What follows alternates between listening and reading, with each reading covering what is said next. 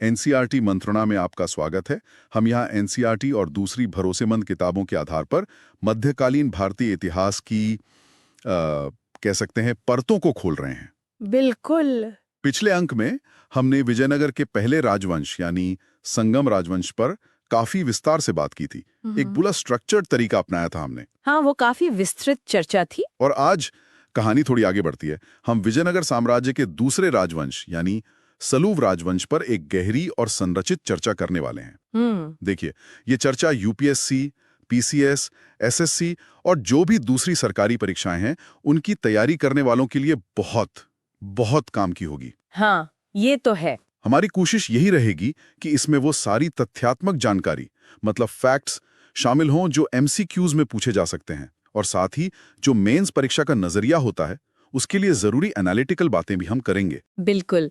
और देखिए, सलूव राजवंश का दौर जो 1485 से 1505 ईस्वी तक चला, विजयनगर के इतिहास में भले ही छोटा मतलब सिर्फ कोई 20 साल का रहा हो, पर ये एक बहुत ही अहम मोड़ था। अच्छा। 20 साल लेकिन अहम। हाँ। इसे अक्सर संगम राजवंश के कह सकते हैं ढलान और फिर आने वाले तुलुव राजवंश के सुनहरे दौर के बीच का एक पुल या फिर एक संक्रमण काल माना जाता है। संक्रमण काल, ट्रांजिशन पीरियड। एग्जैक्टली। इन 20 सालों में जो कुछ हुआ उसने असल में साम्राज्य को बिखरने से बचाया और जो आगे का शानदार दौर आने वाला था उसकी नींव रखी। तो चलिए फिर इस दिलचस्प दौर को थोड़ा और समझते हैं।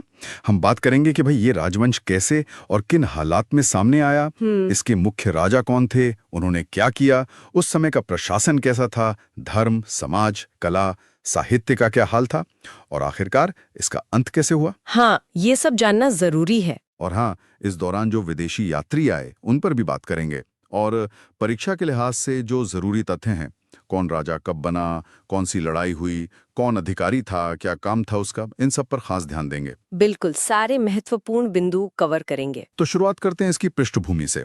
सलूव राजवंश का उदय, जैसा आपने कहा, तब हुआ जब संगम राजवंश अपने आखिरी दौर में था और काफी कमजोर हो चुका था, है ना? हाँ, बिल्कुल। मल्लिकार्जुन राय और विरूपाक्ष राय सेकंड जैसे शासक वो उतने ताकतवर नहीं रह गए थे। अच्छा। तो नतीजा क्या हुआ? साम्राज्य के अंदर ही जो सामंत थे उन्होंने सिर उठाना शुरू कर दिया, विद्रोह होने लगे, और बाहर से भी दबाव था।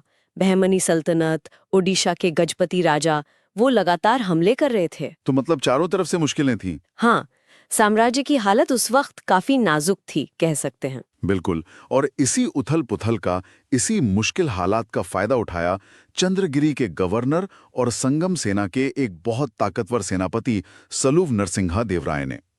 1485 में उन्होंने जो कमजोर हो चुके राजा थे विरूपाक्ष राय II, उनको हटाया और सत्ता वो अपने हाथों में ले ली, तख्ता पलट कर दिया। हाँ। और यहाँ एक बहुत दिलचस्प बात है। देखिए, जब कोई नया शासक, खासकर कोई सेनापति, इस तरह तख्ता पलट करके गद्दी पर बैठता है तो उसको अपनी लेजिटिमेसी मतलब अपना राज करने का हक वो साबित करना पड़ता है। हाँ, ये तो है। जनता कैसे मानेगी? बिल्कुल। तो सलूव नरसिम्हा ने इसके लिए कई तरीके अपनाए। एक तो हमें 1474 के गारंटला शिलालेख से पता चलता है। ये शिलालेख आप समझिए पत्थर पर खुदे हुए एक तरह के पक्के सरकारी रिकॉर्ड होते थे। तो उसमें उन्होंने दावा किया कि उनका वंश पुराना है, इज्जतदार यादवों और चालुक्यों से जुड़ता है। अच्छा, पुरानी जड़ों से जुड़ा हुआ दिखाया। हाँ, इससे जनता और दूसरे सामंतों के बीच उनकी स्वीकार्यता बढ़ी। दूसरा, उन्होंने संगम राजवंश के शुरुआती दौर के जो महान संत और मार्गदर्शक थे विद्यारण्य, उनकी आध्यात्मिक विरासत का भी सहारा लिया। धार्मिक वैधता भी। हाँ, ये दिखाने के लिए कि वो पुरानी परंपराओं का सम्मान करते हैं। और तीसरा, एक बहुत बड़ा कदम था राजधानी को हम्पी से पेनुकोंडा ले जाना। हाँ, ये क्यों किया? ये सिर्फ जगह बदलना नहीं था, ये एक बड़ा स्ट्रेटेजिक मूव था। पेनुकोंडा हम्पी के मुकाबले ज्यादा सुरक्षित जगह थी, खासकर जो बहमनी और गजपति हमलों का खतरा था उसे देखते हुए। वहां से सीमाओं की हिफाजत करना वो ज्यादा आसान था। समझ गया। और एक छोटा सा तथ्य जो अक्सर एमसीक्यूज में आ जाता है, सत्ता संभालने से पहले सलूव नरसिंह का पद महामंडलेश्वर था।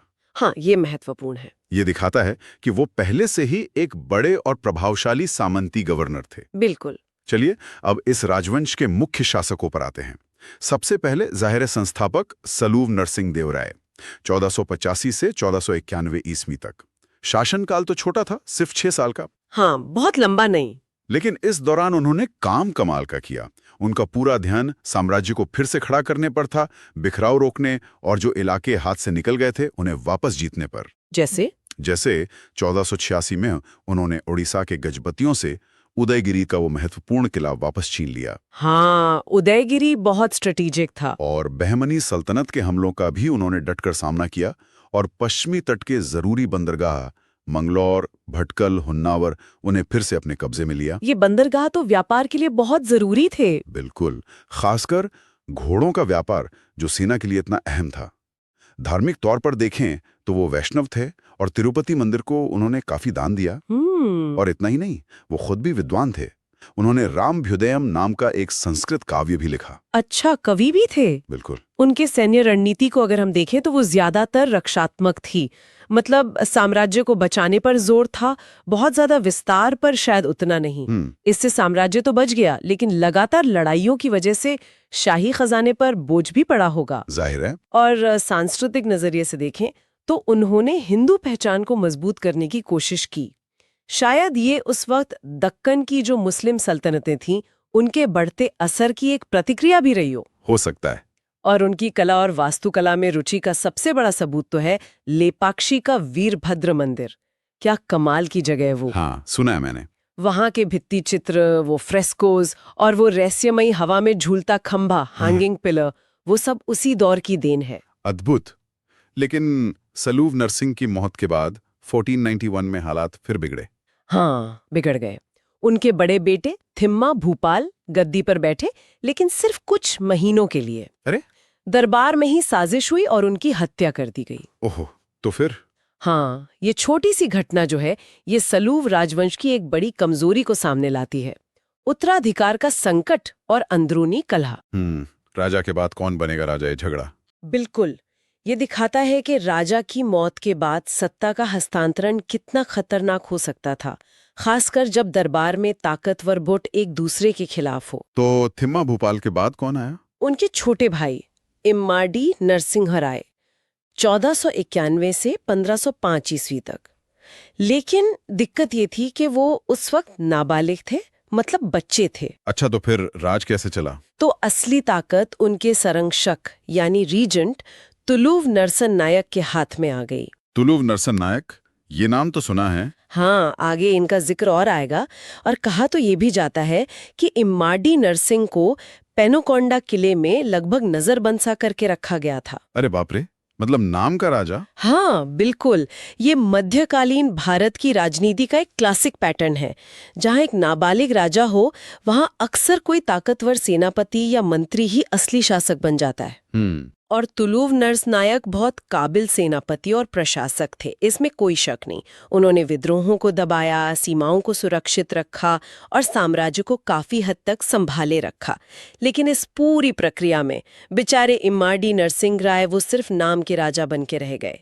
सत्ता पूरी तरह तुलुव नरस नायक के नियंत्रण में थी। तो ये जो तुलुव नरस नायक थे, इम्माडी नरसिंह के संरक्षक, वो लगभग 1491 से 1503 तक असली ताकत उन्हीं के पास रही, और ये खुद तुलु वंश के थे। हाँ, बिल्कुल, तुलु वंश के। उन्होंने कई कामयाब सैनिक अभियान चलाए, जैसे कोनविदु के किले पर फिर से कब्जा किया। प्रशासन भी वही देखते थे। अच्छा। और हाँ, इसी दौरान पुर्तगालियों के साथ शुरुआती संपर्क भी स्थापित हुए। पुर्तगाली भी आ गए थे तब तक? हाँ, खासकर घोड़ों के व्यापार को लेकर। पुर्तगाली उस समय भारत के पश्चिमी तट पर अपनी पकड़ बना रहे थे।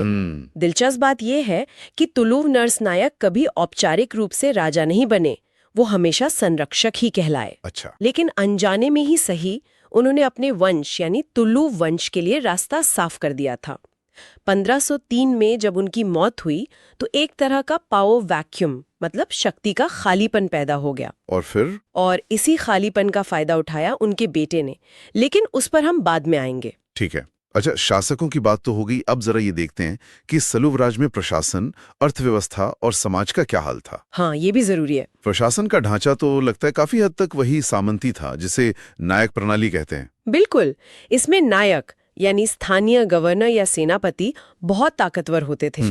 उन्हें राजा की तरफ से सैन्य सेवा के बदले अमरम नाम की जमीनें मिलती थीं और इन जमीनों की आमदनी से वो अपनी सेना रखते थे और उस इलाके का प्रशासन चलाते थे। तो ये नायक तो बहुत शक्तिशाली हो जाते होंगे। हाँ, हो जाते थे।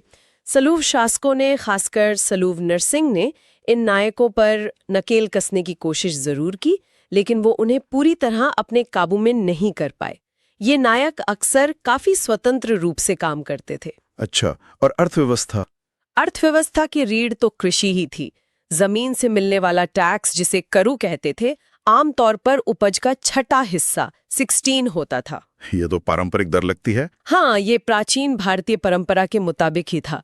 सिंचाई पर काफी ध्यान दिया गया। खासकर तुंगभद्रा नदी के आसपास के इलाकों में नए तालाब और नहरें बनवाई गईं, जिससे खेती बेहतर हो सके। और व्यापार? पुर्तगालियों का जिक्र आया था। हाँ, जैसा हमने पहले कहा, पुर्तगालियों के साथ व्यापार, खासकर घोड़ों और मसालों का, इसी दौर में शुरू हुआ। हालांकि ये व्यापार तुलुफ काल में जाकर अपने चरम पर पहुंचेगा, लेकिन हाँ, शुरुआत सलूवों के समय ही हो गई थी। और समाज कैसा था उस वक्त? समाज की बात करें तो वर्ण व्यवस्था का प्रभाव तो था ही, लेकिन थोड़ी सामाजिक गतिशीलता भी दिखती है, खासकर योद्धा वर्गों में। जैसे खुद सलूवों का सत्ता में आना इसका एक उदाहरण है कि जरूरी नहीं था कि राजा हमेशा पुराने राजवंशों से ही हों। हाँ, सही बात है। धार्मिक रूप से सलूव शासक वैष्णव धर्म को मानने वाले थे, लेकिन उन्होंने शैव धर्म या दूसरे हिंदू पंथों के प्रति कोई असहिष्णुता नहीं दिखाई। तिरुपति जैसे वैष्णव मंदिरों को इस दौर में काफी दान मिला और उनका विस्तार भी हुआ। अच्छा, सहिष्णुता थी। और साहित्य और ज्ञान विज्ञान? साहित्य में संस्कृत और तेलुगु दोनों भाषाओं को राजाओं का संरक्षण मिला। हमने सलूव नरसिंह के संस्कृत काव्य रामम्ब्युदयम का जिक्र किया ही। उनके दरबार में डिंडिमा जैसे और भी कवि थे। विज्ञान के क्षेत्र में देखें तो कोई बहुत बड़ी नई खोज तो नहीं हुई, लेकिन व्यवहारिक चीजों पर जोर था, जैसे खेती के लिए सिंचाई की तकनीकें। कुछ इतिहासकार मानते हैं कि शायद फारस से पानी निकालने वाले कुछ उपकरण, जैसे रेहट या फारसी पहिया, वो भी इसी दौरान अपनाए गए होंगे। अच्छा, ये बहमनी सल्तनत के साथ संपर्क का नतीजा हो सकता है। हाँ, शायद बहमनी सल्तनत के साथ लगातार संपर्क का नतीजा हो सकता है। और कला और वास्तुकला? लेपाक्षी मंदिर का जिक्र तो हुआ, और क्या खास था इस दौर में? सलूव काल की वास्तुकला में दक्षिण भारत की पारंपरिक द्रविड़ शैली तो थी ही, साथ में सैनिक जरूरतें भी झलकती हैं, खासकर किलों में। मंदिरों में ऊंचे प्रवेश द्वार, जिन्हें गोपुरम कहते हैं, और बड़े बड़े खंभों वाले हॉल यानी मंडप बनाने पर काफी जोर दिया गया। अच्छा। हाँ, लेपाक्षी का वीरभद्र मंदिर तो सबसे शानदार उदाहरण है ही। उसके भित्ति चित्र, लटकता खंबा और वो विशाल नंदी मूर्ति। लेकिन इसके अलावा तिरुपति बालाजी मंदिर का भी काफी विस्तार हुआ। नए मंडप बने, सोने का काम हुआ। उदयगिरी किले को जीतने के बाद उसे और मजबूत किया गया और राजधानी पेनुकोंडा के किले का भी विकास हुआ।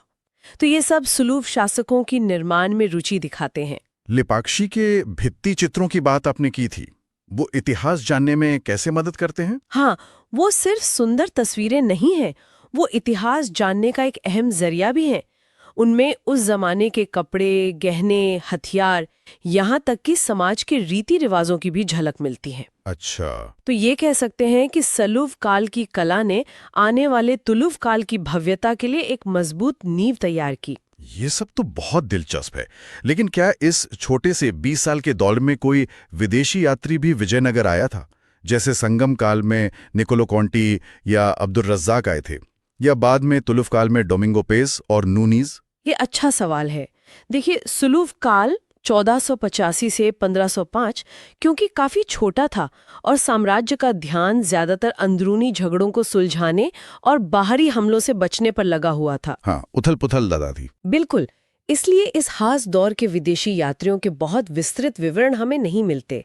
कम से कम संगम या तुलुव काल जितने तो बिल्कुल नहीं। तो कोई आया ही नहीं? नहीं, एक यात्री का नाम जरूर आता है, लुडोविको डी वर्थेमा। वर्थेमा, कहाँ का था ये? वो इटली का रहने वाला था और वो विजयनगर तब पहुंचा जब सलूव वंश का राज लगभग खत्म होने वाला था, यानी 1503 से 1505 के बीच। अच्छा, बिल्कुल अंत में। हाँ, ये वो समय था जब इमाडी नरसिंह राय नाम के राजा थे, लेकिन असली ताकत या तो तुलुव नरसनायक के हाथ में थी, उनकी मृत्यु 1503 में हुई, या फिर उनके बाद उनके बेटों के हाथ में आ रही थी। तो वर्थेमा ने क्या लिखा? वर्थेमा ने अपनी किताब इटिनेरियो में विजयनगर शहर की शानो शौकत का बड़ा जबरदस्त वर्णन किया है। उसने शहर के बड़े आकार, हीरे के मशहूर बाजार, सेना की परेड और हिंदू रीति रिवाजों के बारे में लिखा है। अच्छा। उसने ये भी नोट किया कि साम्राज्य में अलग अलग धर्मों के लोग आराम से रहते थे, मतलब धार्मिक सहिष्णुता थी, लेकिन साथ ही उसने दरबार में चल रही खींचतान और सामंतों के बीच तनाव को भी महसूस किया। तो मतलब उसकी बातें काफी काम की हैं। हाँ, बहुत। इसलिए उसका विवरण हमें सलूफ से तुलुव वंश में सत्ता बदलने के उस नाजुक दौर को समझने में बहुत मदद करता है। वो पुर्तगालियों के बढ़ते असर के बारे में भी बताता है। अच्छा, तो फिर इस राजवंश का अंत कैसे हुआ? सिर्फ 20 साल में ही? क्या वजह रही इसके पीछे? जैसा कि हमने बातों बातों में देखा भी, कई कारण थे। एक तो राजाओं का शासनकाल बहुत छोटा रहा। हाँ, सलूव नरसिंह सिर्फ 6 साल। हाँ, उनके बाद उत्तराधिकार का संकट खड़ा हो गया। बड़े बेटे की हत्या हो गई, छोटा बेटा नाबालिग था और नाबालिग राजा होने की वजह से सारी ताकत संरक्षक यानी रीजेंट के पास चली गई। हाँ, तुलु नरस नायक। बिल्कुल। और आखिरकार हुआ वही जिसका डर था। 1505 में जो ताकतवर संरक्षक थे तुलु नरस नायक, उनके बेटे वीर नरसिंह ने क्या किया? नाम के राजा एम्माड़ी नरसिंह राय की हत्या करवा दी और खुद सिंहासन पर बैठ गया। ओहो, तो ये था अंत। हाँ, इसी के साथ सुलूव राजवंश का अंत हो गया और विजयनगर साम्राज्य के सबसे शक्तिशाली और प्रसिद्ध राजवंश तुलुव राजवंश की शुरुआत हुई, जिसके सबसे महान राजा हुए कृष्णदेव राय। बिल्कुल। ये घटनाक्रम हमें विजयनगर की शासन व्यवस्था, खासकर वो जो नायक प्रणाली थी, उसके बारे में बहुत कुछ बताता है। कैसे? देखिए, नायकों को ताकतवर बनाना जरूरी था ताकि वो सीमाओं की रक्षा कर सकें और विद्रोहों को दबा सकें। इससे स्थिरता आती थी। लेकिन यही ताकतवर नायक या सेनापति जब ज्यादा महत्वाकांक्षी हो जाते थे, हाँ, तो वो खुद राजा के लिए खतरा बन जाते थे, जैसा कि तुलुव नर्स नायक और फिर उनके बेटे वीर नरसिंह के मामले में हुआ। नायकों पर जरूरत से ज्यादा निर्भरता आखिरकार केंद्रीय सत्ता के लिए ही खतरनाक साबित हुई। ये एक तरह की दो-धारी तलवार थी। बिल्कुल सही कहा, दो-धारी तलवार। चलिए, अब परीक्षा के नजरिए से इस पूरी चर्चा के कुछ सबसे जरूरी नुकात को एक बार जल्दी से दोहरा लेते हैं, खासकर उन लोगों के लिए जो MCQs की तैयारी कर रहे हैं, एक एक लाइन में। हाँ, ये अच्छा रहेगा। सलूव राजवंश का संस्थापक कौन? सलूव नरसिंह देव राय। ठीक। राजधानी कहाँ थी? पेनुकोंडा, हम्पी से बदली गई थी। शासनकाल कब से कब तक? 1485 से 1505 ईस्वी, यानी लगभग 20 साल। ठीक। किस राजवंश के बाद आए? संगम राजवंश। हाँ, इनके बाद कौन सा राजवंश आया? तुलुव राजवंश और संस्थापक वीर नरसिंह। बिल्कुल। सलूव नरसिंह की एक बड़ी जीत, उदयगिरी किले पर कब्जा 1486 में गजपतियों से। हाँ जी। सबसे ताकतवर संरक्षक या रीजेंट कौन था? तुलुव नरस नायक, 1491 से 1503। सही। सलूव वंश का आखिरी राजा इम्माडी नरसिंह राय, 1505 में हत्या कर दी गई। कौन से मंदिर निर्माण या विस्तार से जुड़े हैं? लेपाक्षी का वीरभद्र मंदिर, तिरुपति बालाजी मंदिर का विस्तार। जी। सुलूव तुलुव बदलाव के दौर का अहम यात्री लुडोविको डी वर्थेमा। एकदम सही। और अगर मेंस परीक्षा के एनालिटिकल नजरिए से देखें तो कुछ बातें ध्यान में रखनी चाहिए। हाँ, वो भी बता दीजिए। पहली बात, सलूव राजवंश की भूमिका क्या थी? तो वो थी विजयनगर के एक मुश्किल संक्रमण काल में साम्राज्य को स्थिरता देना और उसे बिखरने से बचाना। स्टेबिलाइजर का काम किया। दूसरी, उनके सामने चुनौतियां क्या थीं? सबसे बड़ी चुनौती थी सामंती नायक प्रणाली को काबू में रखना। ये प्रणाली रक्षा के लिए जरूरी थी, पर इसी ने तख्ता पलटकर रास्ता भी खोला। साथ ही बाहरी हमले और अंदरूनी साजिशें तो थीं ही। ठीक। तीसरा, उनका योगदान क्या माना जाता है? लड़खड़ाते साम्राज्य को संभालना, सैन्य सुधारों की जरूरत को समझना, हिंदू पहचान को बनाए रखना और कला संस्कृति, खासकर वैष्णव धर्म और मंदिर निर्माण को जारी रखना। और आखिर में उनकी सीमाएं या कमजोरियां क्या थीं? शासनकाल बहुत छोटा रहा, उत्तराधिकार की समस्या बनी रही और वो नायकों को पूरी तरह से केंद्रीय सत्ता के अधीन नहीं ला पाए। बिल्कुल। तो ये थी सलूव राजवंश पर हमारी आज की गहरी पड़ताल। एक ऐसा दौर जिसने विजयनगर साम्राज्य को एक बहुत ही नाजुक मोड़ पर संभाला, भले ही थोड़े समय के लिए ही सही। हाँ, इसने साम्राज्य को पूरी तरह खत्म होने से बचाया और कृष्णदेव राय जैसे महान शासक के तुलुव राजवंश के लिए कह सकते हैं मंच तैयार किया। बिल्कुल। अगर आप भारत का पूरा इतिहास इसी तरह गहराई से और एक स्ट्रक्चर्ड तरीके से समझना चाहते हैं तो हमारी प्लेलिस्ट जरूर देखें। वहां आपको प्राचीन से लेकर आधुनिक भारत तक के इतिहास पर ऐसी ही चर्चाएं मिलेंगी। हाँ, वो काफी उपयोगी रहेंगी। और अगर आपको आज की ये बातचीत पसंद आई हो तो इसे अपने दोस्तों के साथ साझा जरूर करें। हमारे चैनल को सब्सक्राइब करें और नीचे टिप्पणी करके हमें बताएं कि आपको कैसा लगा। हाँ, लाइक करना मत भूलिएगा। बिल्कुल। और जाते जाते आपके लिए एक सवाल छोड़ जाते हैं जिस पर आप सोच सकते हैं। हाँ, जरूर। किसी राजवंश का इतनी तेजी से उभरना और फिर उतनी ही तेजी से खत्म हो जाना, जैसा सलूबों के साथ हुआ, ये मध्यकालीन भारत में ताकत के बनने बिगड़ने के खेल, राजा या नेता की स्थिरता और व्यक्तिगत महत्वाकांक्षाओं की भूमिका के बारे में हमें क्या सिखाता है? इस पर जरूर सोचिएगा। बहुत अच्छा सवाल है, सोचने पे मजबूर करता है। अगली बार फिर मिलेंगे एक नए विषय के साथ, इतिहास की कुछ और परतों को खोलने के लिए। तब तक के लिए धन्यवाद। धन्यवाद।